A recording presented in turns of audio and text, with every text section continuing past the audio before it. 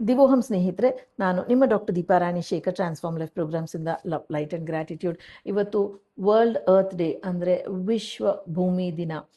So ಪ್ರಕೃತಿನ ನಾವು ಹೇಗೆ ನೋಡ್ಕೋತಾ ಇದ್ವಿ, ಭೂಮಿನ ಖಂಡಿತ ಚೆನ್ನಾಗಿ ನೋಡ್ಕೋತಾ ಇಲ್ಲ. ಇದು ಕಟು ಸತ್ಯ. ಕಹಿ ಅಂತ ಅನ್ಸಿದ್ರು ಸರಿ, ಕಟು ಸತ್ಯ. ಯಾಕೆ ಅಂತಂದರೆ ಪ್ಲಾಸ್ಟಿಕ್ ಬಳಕೆ ಹೆಚ್ಚಾಗ್ತಾನೇ ಇದೆ.